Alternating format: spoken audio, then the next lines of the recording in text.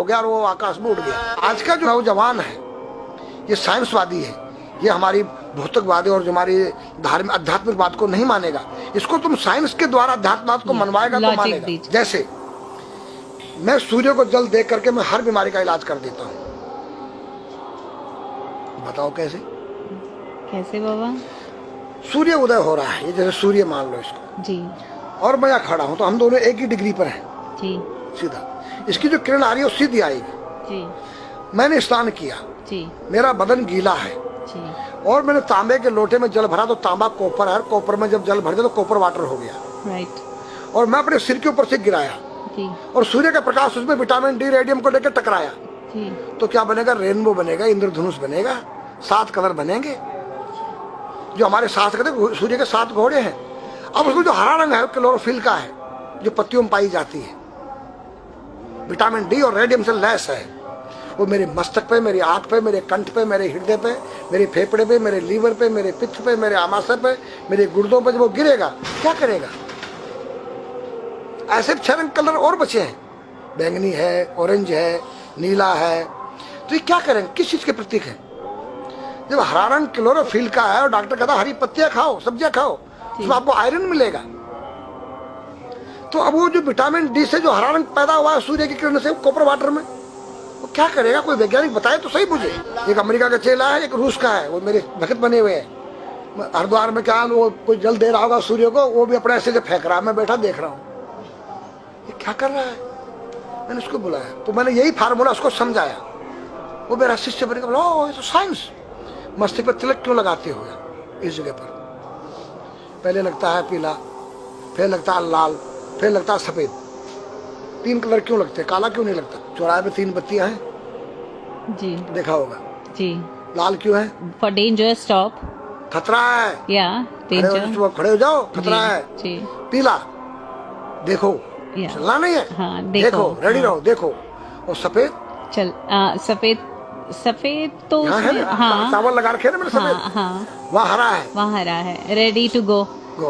हरा गो है, नहीं सफेद। अगर युद्ध हो रहा है, गोलियां चल रही है, सफेद झंडा लहरा दिया जाए, पीस, शांति का प्रतीक है। चावल ठंडा होता है और हमारी यहाँ पर सुषुम्ना नाम की नाड़ी है जी। लाल कलर है कि तुम इस योग सहयोग में आके तुम बैठ सकते हो कि नहीं? ये माहौल तुम्हारे योग्य है या नहीं? या जुआ चल रहा है, या शराब पी जा रही है, क्या तुम बैठ सकती हो? देखो पीला कलर है, देखो, आना नहीं, जाना नहीं, देखो। ओ खतरा है या ठीक नहीं है, चलो।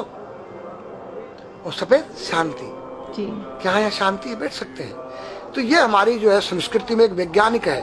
जब हम खाते गैस बनती है, तो चावल जब पानी में भीगे बाद ठंडा हो जाता है और हमारी सुषुम्ना नाड़ी पर जब लग गया है तो उस नाड़ी को ठंडा करने लग गया है।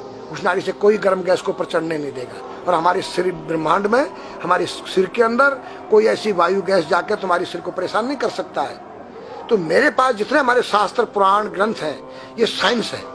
मैं साइंस के द्वारा इन वैज्ञानिकों को समझा सकता हूँ और रगड़ा सकता हूँ। कहा जाता है कि नागा बाबा जो हैं वो कुंभ मेले के बाद विलुप्त हो जाते हैं, ऐसा कुछ है क्या? ऐसा नहीं। जैसे हम गंगोत्री धाम हिमालय में रहते हैं जी, वहाँ मुझे हिमालय पसंद आया जी।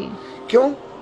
कि तुम गर्मी से बचने के लिए तुम्हारे रूम में एसी लगी है जी, ठंडा पानी पीने के लिए तुम्हारे पास कृत्रिम जो है फ्रिज लगा है जी, हवा लेने के लिए तुम्हारे को पंखे या कूलर जो है कृत्रिम लगे हैं।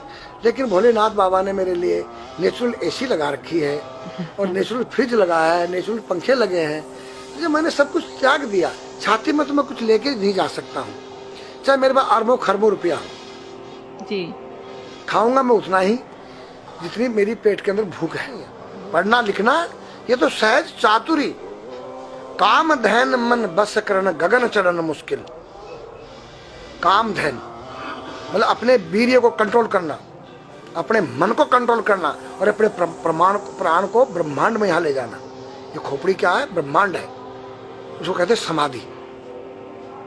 सारे शरीर के प्राणों इकट्ठा करके इस ब्रह्मांड में मस्तिष्क में ले जाके बैठ जाना, जिसको ब्रह्मरंध्र कहते हैं, उस गुफा के अंदर। ये 3 वस्तु मुश्किल है, बाकी सब आसान है। अपरिग्रह मतलब उतना रखो जितना तुम्हें आवश्यकता है, अधिक मत रखो। अब तुम अष्टांग योग जो है पतंजलि लगा रहे हो और व्यापार बिजनेस चालू है, मेरी दूध को ले लो, टूथपेस्ट ले लो। अब मेरा आयुर्वेदिक अंडरवियर आ गया है। मैंने बोला वो कैसा है कि मैंने गंगा जल में जड़ी बूटे के रस में धागे भिगोए थे तब बनाया था।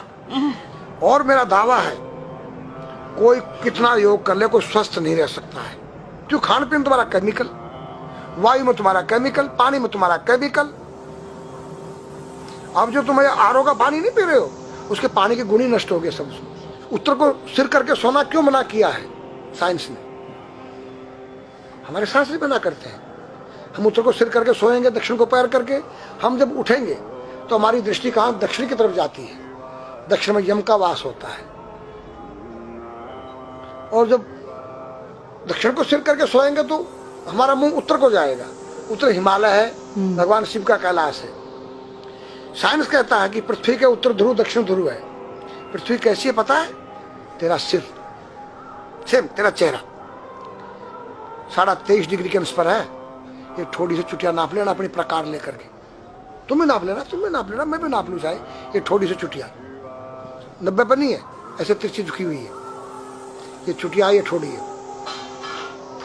66.5 डिग्री कोण बनाती है। तो ये जो चुंबकीय मैग्नेट पावर है उत्तर से नॉर्थ से साउथ तक, हम जब सिर उत्तर की तरफ करेंगे तो ये नॉर्थ है, वो नॉर्थ है। नॉर्थ को नॉर्थ धक्का मारेगा तो तुम्हारे दिमाग में और तुम्हारे हार्ट में डिस्प्रोजन होगा और बैलेंस बिगाड़ेगा। इसलिए साइंस भी कहता है कि उत्तर की ओर सिर मत करो, और हमारे शास्त्र भी कहते हैं कि उधर मत करो, नीचे उधर दक्षिण की तरफ यम का वास है, उनकी तरफ दृष्टि पड़ती उठते ही। मतलब एक कहने का फर्क है, एक चीज एक ही है। आज हमारे पास योग की विद्या थी, वो गायब हो चुकी है।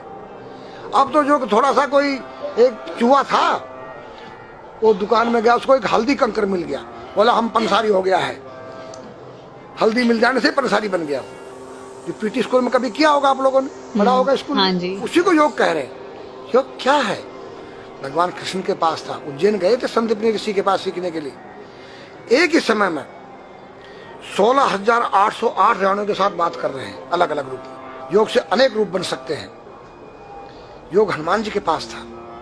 जब लंका में घुसे हैं तो मच्छर का रूप बनाया उन्होंने, मत्स्य के समान रूप धर कपि, मच्छर के समान। जब सीता के पास गए छोटे से बनकर, तो पूछा क्या तेरे जैसे ही है सब? कि हाँ। फिर तो श्रीलंका पे विजय पाना असंभव है। तो हनुमान ने पहाड़ का जैसा रूप दिखाया, हिमालय जैसा। सर्जविन करना, अपने प्राण को निकाल के मुर्दे में डाल देना, उसको प्रकाया प्रवेश कहते हैं, जो आज है ही नहीं, लुप्त हो गई। जो जानता है किसी को बताता नहीं।